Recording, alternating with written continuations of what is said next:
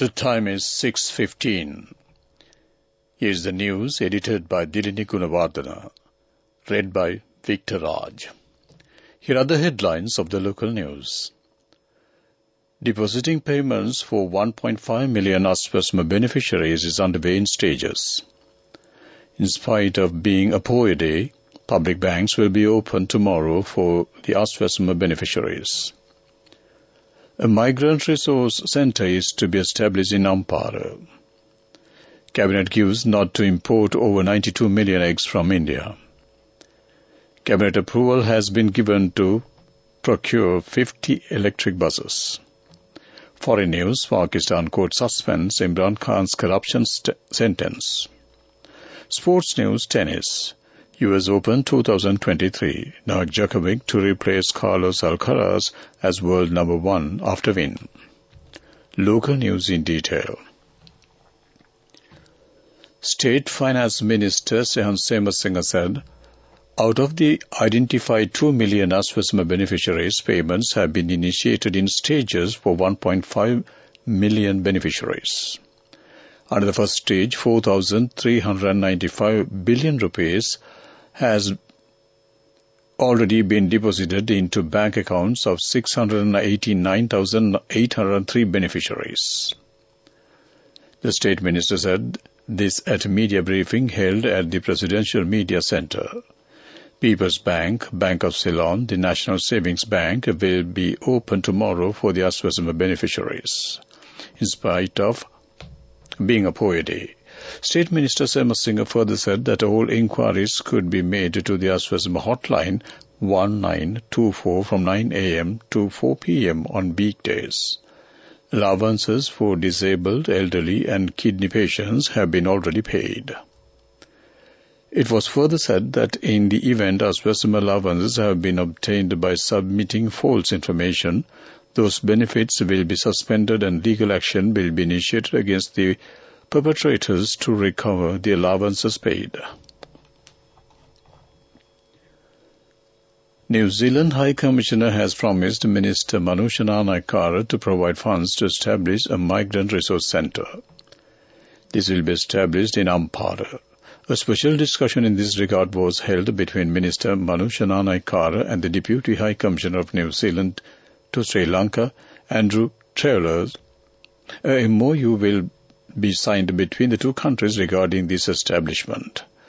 This will be submitted for the Cabinet approval once it has been reviewed by the Ministry of Foreign Affairs.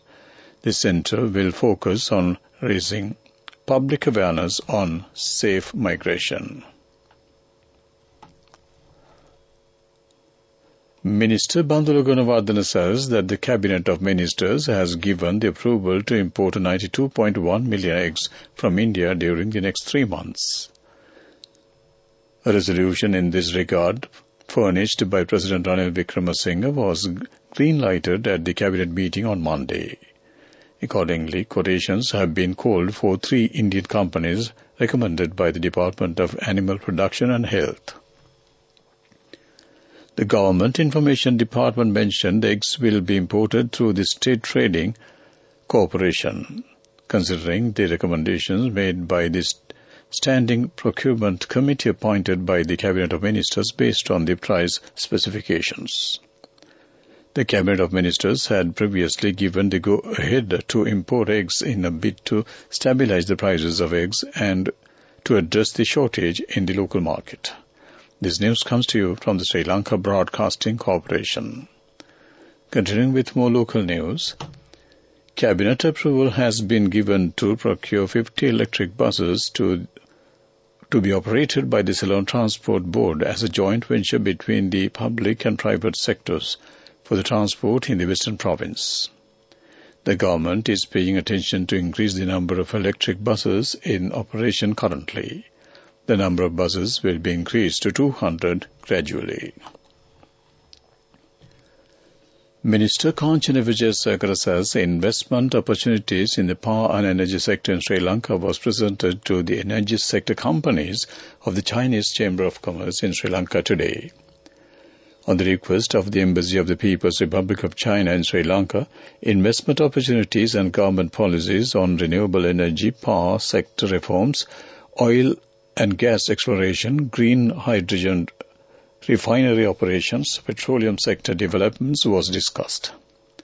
Meanwhile, the Cabinet has given the go-ahead to a proposal presented by President Ranil Wickremesinghe with a view to ensuring an uninterrupted supply of liquefied petroleum gas in the country from January 2024. Thereby, at its meeting on Monday, Cabinet approval was granted to purchase 50% of the total supply of existing contract from the current supplier of Litro Gas Lanka Limited.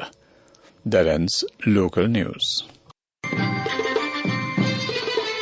The main news story is brought to you by Siddhalepa Vedamahatmya.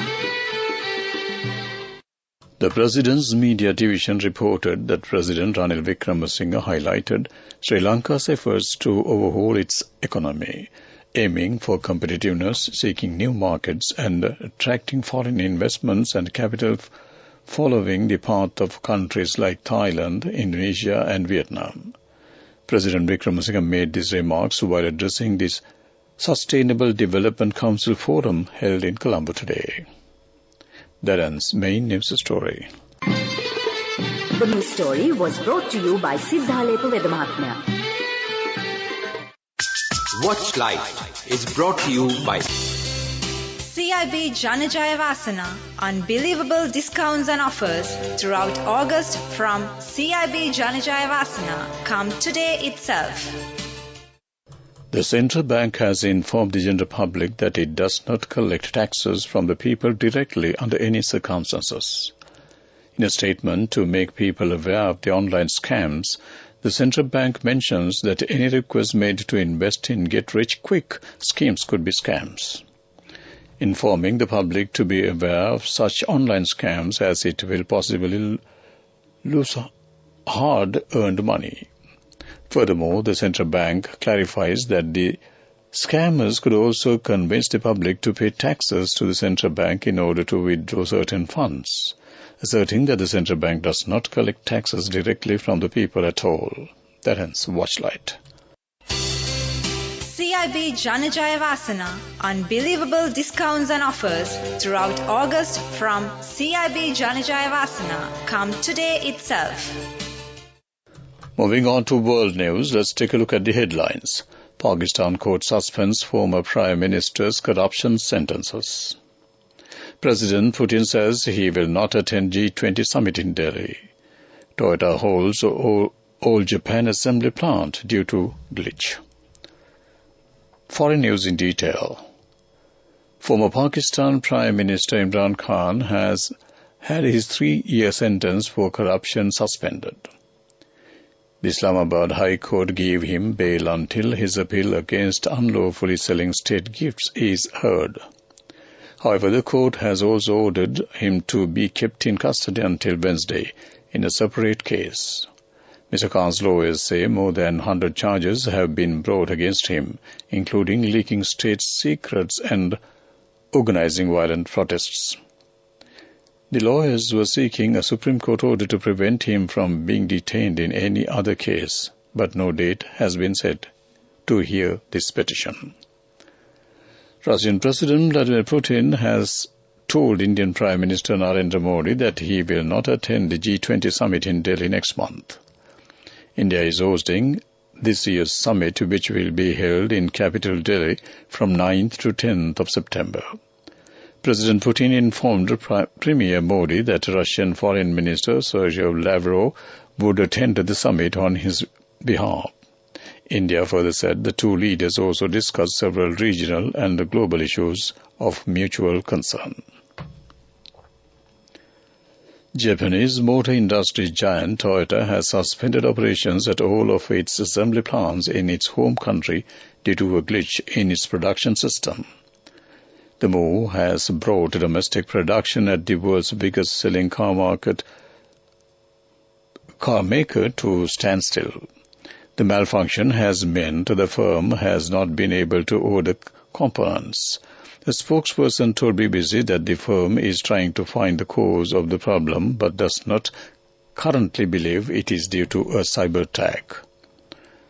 To wrap up the world news, let's take a look at the headlines once again. Pakistan court suspends former Prime Minister's corruption sentence. President Putin says he will not attend G20 summit in Delhi. Toyota holds all Japan assembly plants due to glitch. That ends world news. Development News is brought to you by Job opportunities for well-experienced housemaids and home cooks in Saudi Arabia and Kuwait for ages 40 to 58 years. Salary 125,000 rupees. Contact 037 7500 500. The fifth round of Sri Lanka-Thailand bilateral political consultations was held on Monday at the Ministry of Foreign Affairs in Colombo.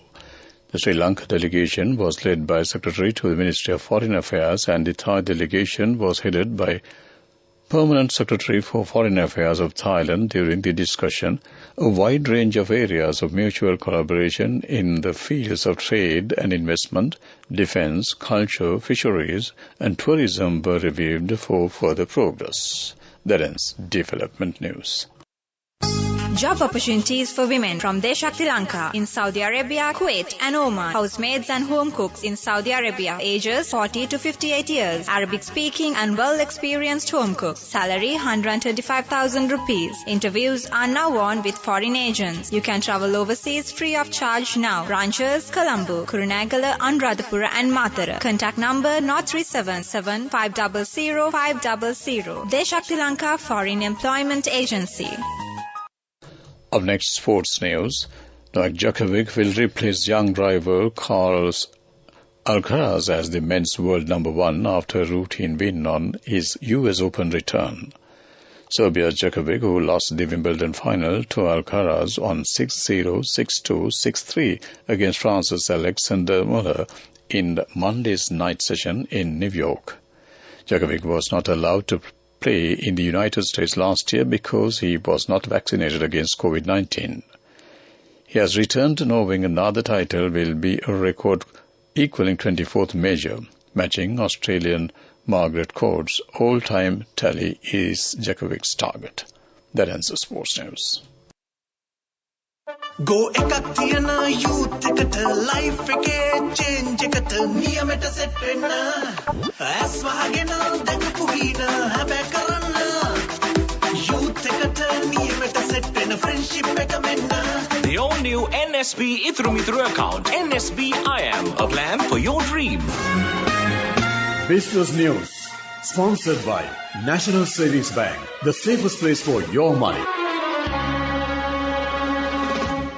Pan-Asia Bank's remittance service offers Sri Lankan workers abroad a legitimate, safe and hassle-free experience in sending money to their loved ones back home in Sri Lanka. Workers overseas can send their remittances through one of the bank's remittance partners in their countries, Western Union, RIA or Small World, as over-the-counter cash picks up for loved ones back home in Sri Lanka. That ends Business News. Business News, sponsored by National Savings Bank, the safest place for your money. Go ekak thiyana youth එකට life එකේ change එකට නියමෙට set වෙන්න ඇස් වහගෙන දැකපු හීන හැබැ කරන්න youth එකට නියමෙට set වෙන friendship එක මෙන්න. The all new NSB Ithru account. NSB IM, a plan for your dream. Moving on to economic news. The Sri Lanka Gem and Jewellery Association recently presented its Sri Lanka Gemstone Hub Strategy Sapphire Capital of the World proposal to the state. The presentation ceremony took place at the Cinnamon Grand Hotel recently. That ends economic news. Weather report. Shower condition is expected to enhance to some extent in the southwestern part of the island in the next few days, starting from today. Several spells of showers will occur in the western and sub-Regamal provinces and in the Nuwara, Kandy, Galle and Mathura districts. Showers or thundershowers will occur at several places in the Uva province and in Ampara, Batticaloa and Mullaitivu districts during the evening or night. That ends with a report. To wrap up the evening news broadcast on Radio Sri Lanka, let's take a look at the headlines once again. Depositing payments for 1.5 million Aspasma beneficiaries is underway in stages. In spite of being a poverty, public banks will be open tomorrow for Aspasma beneficiaries. A migrant resource centre is to be established in Ampara. Cabinet gives nod to import over 92 million eggs from India. Cabinet approval has been given to procure 50 electric buses. Foreign news, Pakistan court suspends Imran Khan's corruption sentence. Sports news, tennis, US Open 2023. Novak Djokovic to replace Carlos Alcaraz as world number 1 after win. With that, we wrap up the evening news broadcast on Radio Sri Lanka. Back to my good friend US Chandima Birakorn.